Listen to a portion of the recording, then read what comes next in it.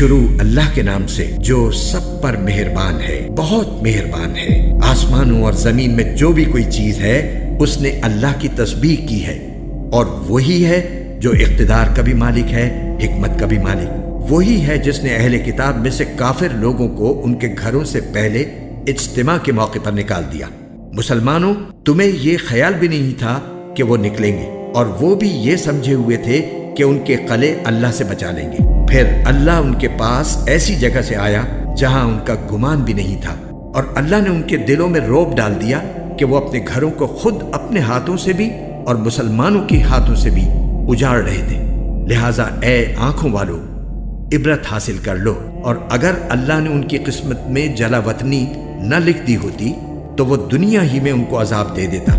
البتہ آخرت میں ان کے لیے دوزخ کا عذاب ہے، یہ اس لیے کہ انہوں نے اللہ اور اس کے رسول سے دشمنی ٹھانی، اور جو شخص اللہ سے دشمنی کرتا ہے تو اللہ بڑا سخت عذاب دینے والا ہے۔ تم نے کھجور کے جو درخت کاٹے یا انہیں اپنی جڑوں پر کھڑا رہنے دیا تو یہ سب کچھ اللہ کے حکم سے تھا، اور اس لیے تھا تاکہ اللہ نافرمانوں کو رسوا کرے۔ اور اللہ نے اپنے رسول کو ان کا جو مال بھی فے کے طور پر دلوایا، اس کے لیے تم نے نہ اپنے گھوڑے دوڑائے نہ اونٹ، لیکن اللہ اپنے پیغمبروں کو جس پر چاہتا ہے تسلط عطا فرما دیتا ہے، اور اللہ ہر چیز پر پوری قدرت رکھنے والا ہے۔ اللہ اپنے رسول کو دوسری بستیوں سے جو مال بھی فے کے طور پر دلوا دے تو وہ اللہ کا حق ہے، اور اس کے رسول کا، اور قرابت داروں کا، اور یتیموں، مسکینوں اور مسافروں کا، تاکہ وہ مال صرف انہی کے درمیان گردش کرتا نہ رہ جائے جو تم میں دولت مند لوگ ہیں۔ اور رسول تمہیں جو کچھ دیں وہ لے لو، اور جس چیز سے منع کریں اس سے رک جاؤ، اور اللہ سے ڈرتے رہو، بے شک اللہ سخت سزا دینے والا ہے۔ نیز یہ مال فی ان حاجت مندوں مہاجرین کا حق ہے جنہیں اپنے گھروں اور اپنے مالوں سے بے دخل کیا گیا ہے۔ وہ اللہ کی طرف سے فضل اور اس کی خوشنودی کے طلبگار ہیں، اور اللہ اور اس کے رسول کی مدد کرتے ہیں۔ یہی لوگ ہیں جو راست باز ہیں۔ اور یہ مال فی ان لوگوں کا حق ہے جو پہلے ہی سے اس جگہ یعنی مدینے میں ایمان کے ساتھ مقیم ہیں۔ جو کوئی ان کے پاس ہجرت کر کے آتا ہے یہ اس سے محبت کرتے ہیں، اور جو کچھ ان مہاجرین کو دیا جاتا ہے یہ اپنے سینوں میں اس کی کوئی خواہش بھی محسوس نہیں کرتے، اور ان کو اپنے آپ پر ترجیح دیتے ہیں چاہے ان پر تنگ دستی کی حالت گزر رہی ہو۔ اور جو لوگ اپنی طبیعت کے بخل سے محفوظ ہو جائیں وہی ہیں جو فلاح پانے والے ہیں۔ اور یہ مال فی ان لوگوں کا بھی حق ہے جو ان مہاجرین اور انصار کے بعد آئے۔ وہ یہ کہتے ہیں کہ اے ہمارے پروردگار، ہماری بھی مغفرت فرمائیے، اور ہمارے ان بھائیوں کی بھی جو ہم سے پہلے ایمان لا چکے ہیں، اور ہمارے دلوں میں ایمان لانے والوں کے لیے کوئی بغض نہ رکھیے۔ اے ہمارے پروردگار، آپ بہت شفیق، بہت مہربان ہیں۔ کیا تم نے ان کو نہیں دیکھا جنہوں نے منافقت سے کام لیا ہے کہ وہ اپنے ان بھائیوں سے جو کافر اہل کتاب میں سے ہیں یہ کہتے ہیں کہ اگر تمہیں نکالا گیا تو ہم بھی تمہارے ساتھ نکلیں گے، اور تمہارے بارے میں کبھی کسی اور کا کہنا نہیں مانیں گے، اور اگر تم سے جنگ کی گئی تو ہم تمہاری مدد کریں گے، اور اللہ گواہی دیتا ہے کہ یہ لوگ بالکل جھوٹے ہیں۔ یہ پکی بات ہے کہ اگر ان اہل کتاب کو نکالا گیا تو یہ ان کے ساتھ نہیں نکلیں گے، اور اگر ان سے جنگ کی گئی تو یہ ان کی مدد نہیں کریں گے، اور اگر بالفرض ان کی مدد کی بھی تو پیٹ پھیر کر بھاگیں گے، پھر ان کی کوئی مدد نہیں کرے گا۔ مسلمانوں، حقیقت یہ ہے کہ ان کے دلوں میں تمہاری دہشت اللہ سے زیادہ ہے، یہ اس لیے کہ یہ وہ لوگ ہیں جنہیں سمجھ نہیں ہے۔ یہ سب لوگ اکٹھے ہو کر بھی تم سے جنگ نہیں کریں گے مگر ایسی بستیوں میں جو قلعوں میں محفوظ ہوں، یا پھر دیواروں کے پیچھے چھپ کر۔ ان کی آپس کی مخالفتیں بہت سخت ہیں، تم انہیں اکٹھا سمجھتے ہو، حالانکہ ان کے دل پھٹے ہوئے ہیں۔ یہ اس لیے کہ یہ وہ لوگ ہیں جنہیں عقل نہیں ہے۔ ان کی حالت ان لوگوں کی سی ہے جو ان سے کچھ ہی پہلے اپنے کرتوت کا مزہ چکھ چکے ہیں، اور ان کے لیے دردناک عذاب ہے۔ ان کی مثال شیطان کی سی ہے کہ وہ انسان سے کہتا ہے کہ کافر ہو جا، پھر جب وہ کافر ہو جاتا ہے تو کہتا ہے کہ میں تجھ سے بری ہوں، میں تو اللہ سے ڈرتا ہوں جو سارے جہانوں کا پروردگار ہے۔ چنانچہ ان دونوں کا انجام یہ ہے کہ وہ دونوں دوزخ میں ہوں گے جہاں وہ ہمیشہ رہیں گے، اور یہی ظلم کرنے والوں کی سزا ہے۔ اے ایمان والو، اللہ سے ڈرو، اور ہر شخص یہ دیکھے कि उसने कल के लिए क्या आगे भेजा है। और अल्लाह से डरो, यकीन रखो कि जो कुछ तुम करते हो अल्लाह उससे पूरी तरह बाखबर है। और तुम उन जैसे ना हो जाना जो अल्लाह को भूल बैठे थे तो अल्लाह ने उन्हें खुद अपने आप से गाफिल कर दिया। वही लोग हैं जो नाफरमान हैं। जन्नत वाले और दोज़ख वाले बराबर नहीं हो सकते। जन्नत वाले ही वो हैं जो कामयाब हैं। अगर हमने ये कुरान किसी पहाड़ पर उतारा होता तो तुम उसे देखते कि वो अल्लाह के रौब से झुका जा रहा है और फटा पड़ता है। और हम ये मिसालें लोगों के सामने इसलिए बयान करते हैं ताकि वो गौर व फिक्र से काम लें। वो अल्लाह वही है जिसके सिवा कोई माबूद नहीं है। वो छुपी और खुली हर बात को जानने वाला है। वही है जो सब पर मेहरबान है, बहुत मेहरबान है। वो अल्लाह वही है जिसके सिवा कोई माबूद नहीं है, जो बादशाह है, तकद्दुस का मालिक है, सलामती देने वाला है, अमन बख्शने वाला है, सबका निगहबान है, बड़े इख्तिदार वाला है, हर खराबी की इस्लाह करने वाला है, बड़ाई का मालिक है। पाक है अल्लाह उस शिर्क से जो ये लोग करते हैं। वो अल्लाह वही है जो पैदा करने वाला है, वजूद में लाने वाला है, सूरत बनाने वाला है। उसी के सबसे अच्छे नाम हैं। आसमानों और जमीन में जितनी चीजें हैं वो उसकी तस्बीह करती हैं। और वही है जो इख्तिदार का भी मालिक है, हिकमत का भी मालिक। शुरू अल्लाह के नाम से जो सब पर मेहरबान है, बहुत मेहरबान है। ऐ ईमान वालों, अगर तुम मेरे रास्ते में जिहाद करने की खातिर और मेरी खुशनूदी हासिल करने के लिए घरों से निकले हो तो मेरे दुश्मनों और अपने दुश्मनों को ऐसा दोस्त मत बनाओ कि उनको मोहब्बत के पैगाम भेजने लगो।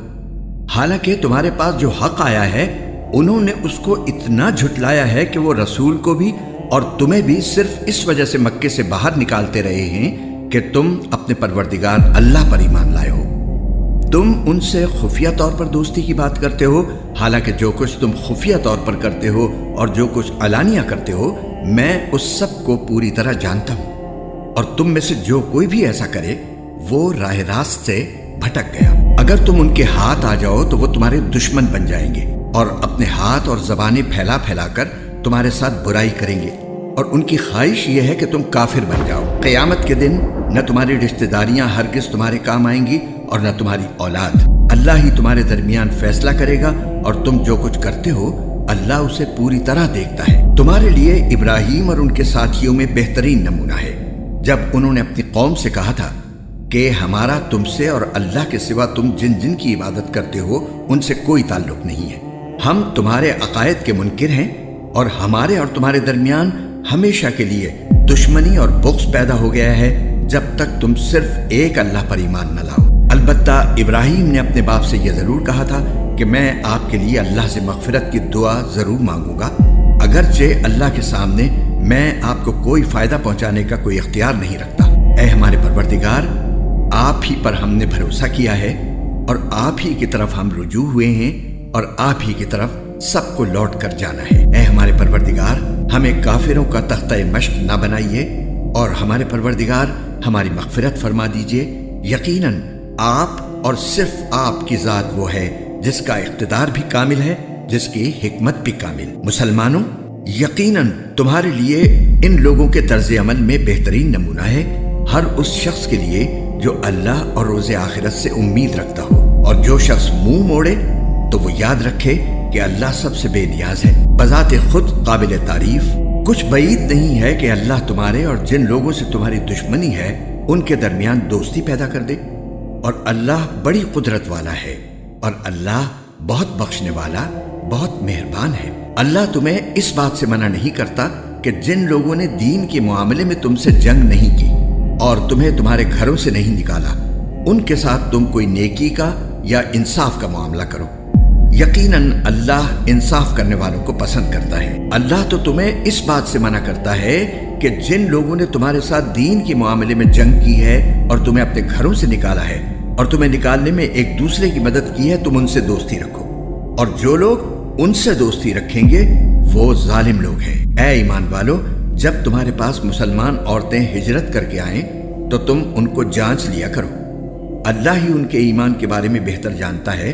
फिर जब तुम्हें ये मालूम हो जाए कि वो मोमिन औरतें हैं तो तुम उन्हें काफिरों के पास वापस न भेजना। वो उन काफिरों के लिए हलाल नहीं है اور وہ کافر ان کے لیے حلال نہیں ہے۔ اور ان کافروں نے جو کچھ ان عورتوں پر مہر کی صورت میں خرچ کیا ہو وہ انہیں ادا کر دو، اور تم پر ان عورتوں سے نکاح کرنے میں کوئی گناہ نہیں ہے جبکہ تم نے ان کے مہر انہیں ادا کر دیے ہوں۔ اور تم کافر عورتوں کی عصمتیں اپنے قبضے میں باقی نہ رکھو، اور جو کچھ تم نے ان کافر بیویوں پر مہر کی صورت میں خرچ کیا تھا وہ تم ان کے نئے شوہروں سے مانگ لو، اور انہوں نے جو کچھ اپنی مسلمان ہو جانے والی بیویوں پر خرچ کیا تھا وہ ان کے نئے مسلمان شوہروں سے مانگ لے۔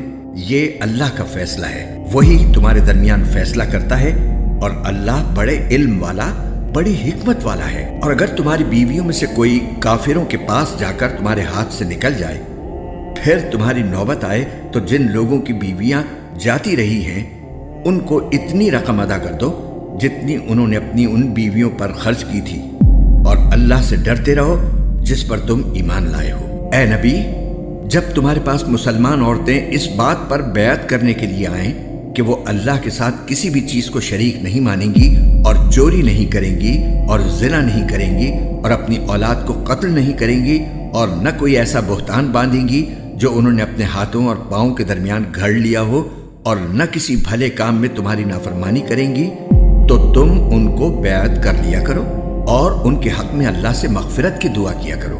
یقیناً اللہ بہت بخشنے والا، بہت مہربان ہے۔ اے ایمان والو، ان لوگوں کو دوست نہ بناؤ جن پر اللہ نے غضب فرمایا ہے، وہ تو آخرت سے اسی طرح مایوس ہو چکے ہیں جیسے کافر لوگ قبروں میں مدفون لوگوں سے مایوس۔ شروع اللہ کے نام سے جو سب پر مہربان ہے، بہت مہربان ہے۔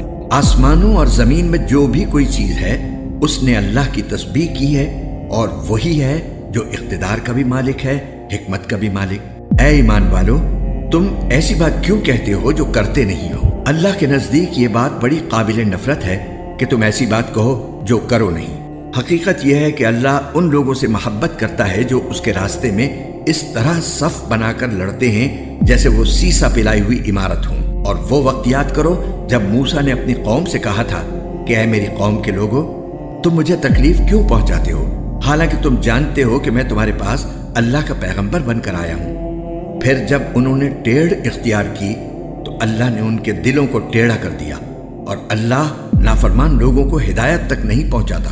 اور وہ وقت یاد کرو جب عیسیٰ ابن مریم نے کہا تھا کہ اے بنو اسرائیل، میں تمہارے پاس اللہ کا ایسا پیغمبر بن کر آیا ہوں کہ مجھ سے پہلے جو تورات نازل ہوئی تھی میں اس کی تصدیق کرنے والا ہوں، اور اس رسول کی خوشخبری دینے والا ہوں جو میرے بعد آئے گا جس کا نام احمد ہے۔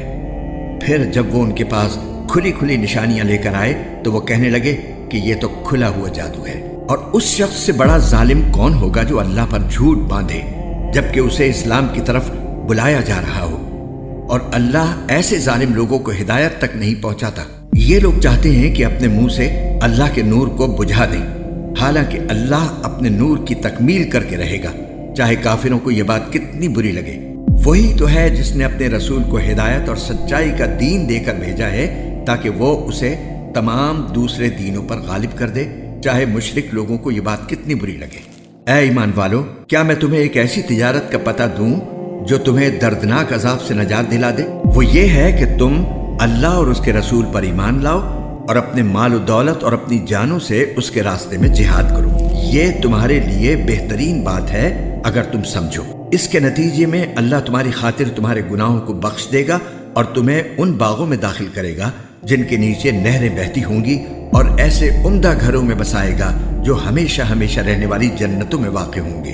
یہی زبردست کامیابی ہے۔